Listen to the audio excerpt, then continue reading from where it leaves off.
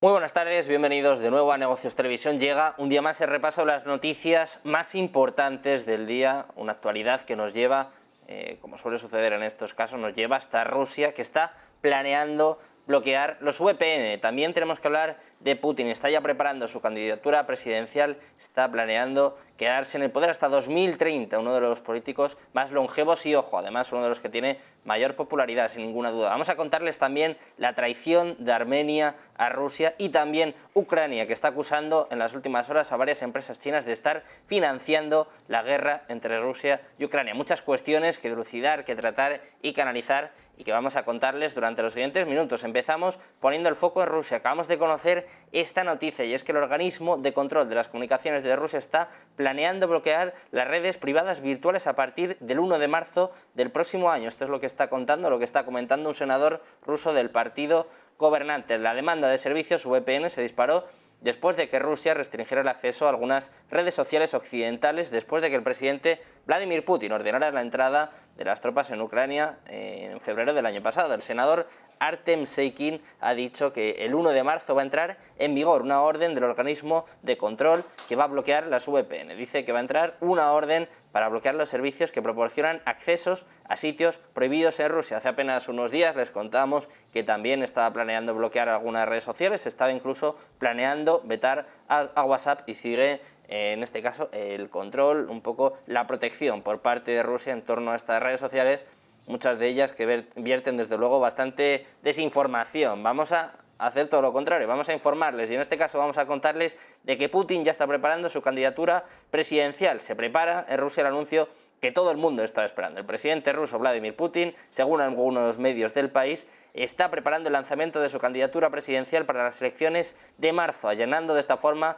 el camino para que el jefe del Kremlin permanezca en el poder hasta 2030. El anuncio se podría producir en una conferencia de la Expo de Moscú que tendrá lugar el próximo mes de noviembre. Sin embargo, sí que se dice que hay otros escenarios sobre la mesa sobre esta presunta conferencia y que la decisión final va a recaer en el propio presidente, un Putin a quien Boris Yeltsin le entregó la presidencia rusa el último día de 1999. Ha sido líder durante más tiempo que cualquier otro gobernante ruso desde Joseph Stalin, superando incluso los 18 años de mandato de Leonid Brezhnev. Putin va a cumplir 71 años el próximo 7 de octubre y el portavoz del Kremlin, Dmitry Peskov, ha dicho, bueno, desde luego que lo tiene muy claro, que si Putin decide presentarse, nadie va a competir con él. Vamos a pasar de Putin, en este caso, a hablar del petróleo y en este caso también hablar de Rusia, y es que ha habido palabras hoy de Alexander Novak diciendo que el límite de precios aplicado anteriormente al petróleo ruso ha demostrado ser ineficaz. Habla de que los precios actuales de las materias primas han superado el techo establecido. Además, también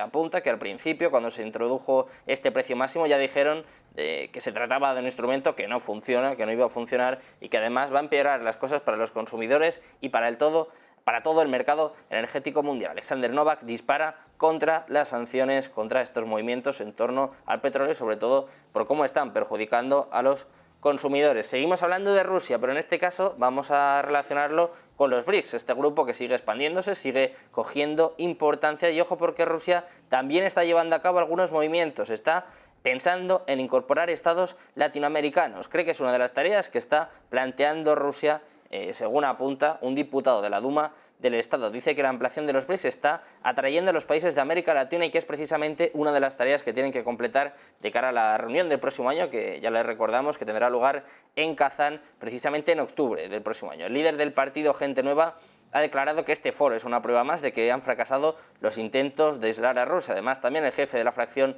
parlamentaria del partido Rusia Unida ha hablado de la importancia de la actividad interparlamentaria, destacando que los legisladores rusos y latinoamericanos establecen contactos muy enjundiosos. De Rusia pasamos a Ucrania. Acusaciones duras de Ucrania a algunas empresas chinas, y es que, según fuentes ucranianas, 3 gigantes energéticos chinos han sido agregados a la lista de empresas ucranianas que están ayudando a financiar la guerra con Ucrania, en una medida que Kiev dice que va a tener repercusiones en su trabajo en Occidente. En una declaración por parte de la Agencia Nacional de Prevención de la Corrupción de Ucrania, ha confirmado que la Corporación Nacional de Petróleo Marino de China, la Corporación Petroquímica de China y la Corporación Nacional de Petróleo de China han sido incluidas en la lista de patrocinadores internacionales de la guerra. Según los funcionarios, estas empresas estatales, que hay que recordar, hay que decirles que son las mayores empresas de petróleo y de gas de China, según Ucrania, están implementando activamente proyectos conjuntos junto con sus homólogos rusos y que están ayudando a financiar las industrias militares y armamentísticas de Moscú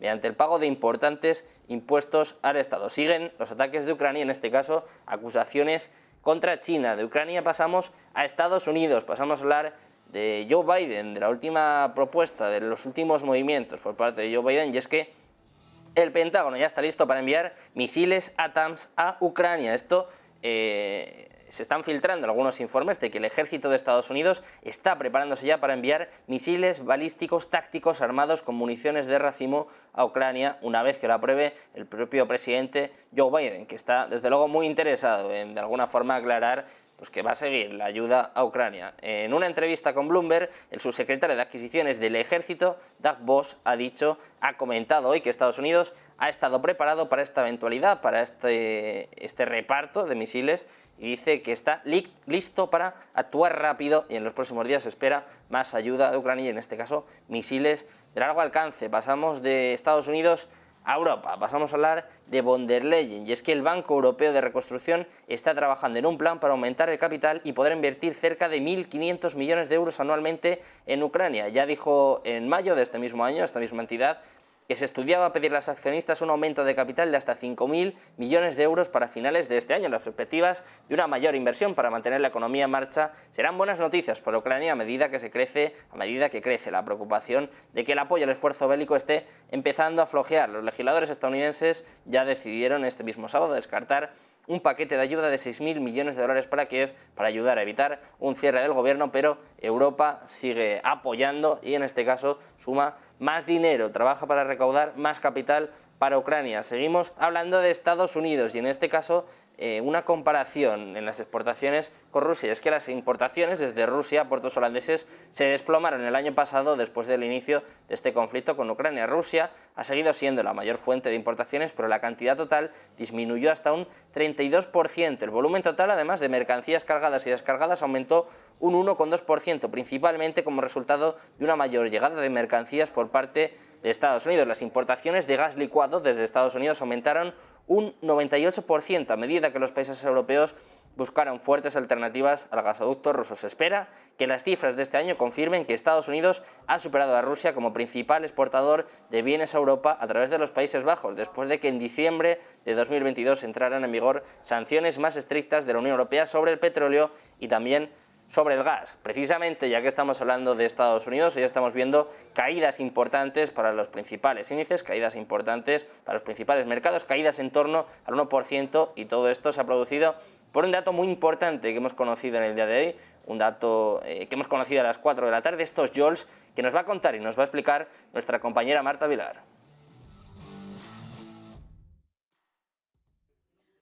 Ha sido sin duda el dato del mercado en la tarde de hoy, el dato de las vacantes de empleo, las famosas JOLTS, que ya saben que llevaban ya una tendencia de varios meses a la baja, lo que estaba sugiriendo que efectivamente el mercado laboral de los Estados Unidos estaba enfriándose, pero algo ha cambiado. Y en el mes de agosto, el último dato que hemos conocido en el día de hoy, vuelven a subir esas vacantes de empleo. ¿Esto qué significa? Pues que hay mucha gente que no está dispuesta a aplicar o a conseguir cualquier trabajo. Es decir, que hay muchas personas que por lo tanto sienten que todavía tienen la libertad de no tener que trabajar. De hecho, esa ratio de vacantes de empleo por desempleados ha vuelto a alcanzar el número 2, la cifra 2, es decir, hay 2 vacantes de empleo por cada parado en Estados Unidos. Dato preocupante que ha hecho que el mercado hoy haya caído con mucha fuerza, que los bonos, las rentabilidades de los bonos se hayan disparado y estén cotizando en el entorno del 4,8% en el bono americano a 10 años. Dato importante que normalmente en otros ciclos no ha tenido demasiada importancia para los mercados financieros, pero que en este sí, porque está sugiriéndonos que el mercado laboral no se está enfriando como quiere la Reserva Federal y como quizá debería haber sido lo que hubiera ocurrido según la teoría por lo rápido que ha subido la Reserva Federal los tipos de interés. Lo que está claro es que de momento, si el mercado laboral sigue intocable, sigue sin enfriarse, la economía tampoco lo va a hacer y por lo tanto esto es una señal de que las subidas de tipos de la Reserva Federal no van a hacer que la economía de los Estados Unidos entre tan pronto en recesión y eso puede sugerir que todavía la inflación no está del todo controlada. De Estados Unidos pasamos a India, siguen las tensiones, aumentan las tensiones entre India y Canadá, y es que esta tensión diplomática en el frente oriental con India, pidiendo a Canadá que retire decenas de diplomáticos del país, ha sido un paso más allá en la escalada de la crisis que estalló cuando el primer ministro canadiense, el propio Justin Trudeau, dijo a Nueva Delhi que podría estar vinculada con el asesinato de un sikh canadiense. Modi está, desde luego, pues bastante disgustado, bastante enfadado por esta cuestión y le está diciendo a Ottawa que debe repatriar a unos 40 diplomáticos antes del próximo 10 de octubre. De hecho, lo que se filtra es que India había amenazado con revocar la inmunidad política de los diplomáticos que permanecieran después de esa fecha. Aumentan las tensiones entre India y Canadá. También, hablando de tensiones, hablando de países que siguen cogiendo fuerza, tenemos que hablar de China. Se encuentra en una situación complicada, sobre todo el sector inmobiliario, con Evergrande dando muchos problemas, pero ojo, porque está cogiendo peso, está cogiendo fuerza en el FMI, sobre todo en la próxima reforma del FMI. Nos va a contar, nos va a dar todos los detalles nuestro compañero Javier Luengo. De lo que se habla hoy es de reformas en la cúpula del Fondo Monetario Internacional, que eventualmente lo que podrían es darle a China más poder de voto dentro de la Junta, advirtiendo, además de un deterioro, si la institución sigue sin recursos financieros adecuados para ayudar a los países en dificultades. En una entrevista con Financial Times ha hablado la búlgara Kristalina Georgieva, la directora gerente, y lo que pide es que el organismo represente mejor los cambios de la dinámica económica global de la última década, en la que China se ha convertido en esa segunda potencia del mundo. La primera, si miramos en términos de PIB por PPA, por paridad de poder adquisitivo. Como parte del impulso actual para obtener más recursos, Estados Unidos lo que ha propuesto es que cada uno de los países que están representados en el Fondo Monetario Internacional, según su peso en la economía mundial, aporten más dinero, pero eso sí, sin que haya un cambio en la correlación de derechos de voto dentro de la Junta del Fondo Monetario Internacional. Es decir, que se dé más dinero en función del peso económico en el mundo, pero sin cambiar el poder que tienes sobre las decisiones del FMI. Este supuesto tiene el apoyo de la mayoría de los países, principalmente de los europeos, pero Georgieva admite que es problemático. Es problemático pedir más dinero si a cambio no se da una contraprestación a los países, y en este caso en forma de derechos de voto. Este supuesto tiene este apoyo, decíamos, pero tradicionalmente hay que explicar que cada miembro del FMI tiene una denominada cuota basada en la posición de la economía mundial que determina su contribución al fondo. Es decir, cuanto más grande es tu economía, más dinero aportas al Fondo Monetario Internacional, así como se te da peso de voto en la institución y acceso a la financiación de emergencia. En la actualidad, la cuota de China es menor que la de Japón, a pesar de su mayor participación en el PIB mundial, segunda economía del mundo, como decíamos, y como mayor accionista del FMI, Estados Unidos actualmente lo que posee es un 17% de la entidad, lo que le otorga el poder de veto sobre decisiones sobre cuotas, que requiere el consenso, el quórum del 85%. La Junta de Gobernadores realiza revisiones de cuotas al menos cada 5 años, cada quinquenio. La última que acordó cambios fue en 2010 y desde entonces la economía china ha crecido y crecido mucho. Los cambios entraron en vigor en 2016, en un contexto en el que durante las 2 últimas décadas la nación de China ha experimentado una tasa de crecimiento económico medio sobre los 9 puntos porcentuales, aunque eso sí, el ritmo se ha ido desacelerando gradualmente. De momento, lo que China pide es más decisión en el Fondo Monetario Internacional, más poder de decisión, a cambio, eso sí, de dar más dinero. Está dispuesta a ello, es el mayor de los prestamistas a los países en desarrollo de todo el mundo. Pues precisamente el FMI, que alababa, que elogiaba a los BRICS en los últimos días, nos va a dar el paso a la última noticia. Vamos a hablar de Arabia Saudí, que va a alcanzar los 21.000 millones de déficit en medio de la diversificación. Después de su inclusión en la alianza de los BRICS, el déficit presupuestario de Arabia Saudí va a alcanzar los 21.000 millones de dólares en medio de los esfuerzos de diversificación que está llevando a cabo este país. Sin embargo, todavía se estima que el crecimiento del PIB de la nación superará el 4% debido al crecimiento del sector no petrolero del país. Un país que ha buscado cada vez más hacer crecer su economía más allá de su producción masiva de petróleo. Además, su previsión presupuestaria para el próximo año señala el potencial aumento del déficit, especialmente debido a la volatilidad del mercado laboral actual durante el resto del año. Se informa que los pronósticos revisados han expresado un superávit todos los años hasta 2025. A partir de entonces, el país espera un déficit presupuestario hasta al menos 2026. Además, los pronósticos señalan que la economía de 1.100 millones de dólares apenas va a evitar una contracción este año, especialmente porque se enfrenta a un mercado petrolero bastante incierto, con mucha volatilidad, y además porque sigue diversificándose. Hasta aquí este repaso de las noticias más importantes del día, poniendo el foco una vez más en Rusia, este posible bloqueo de los VPN, la posible candidatura de Putin hasta 2030 y las últimas acusaciones de Ucrania contra grandes empresas chinas. Seguimos, como siempre, con todo el contenido, con la mejor programación aquí en Negocios Televisión.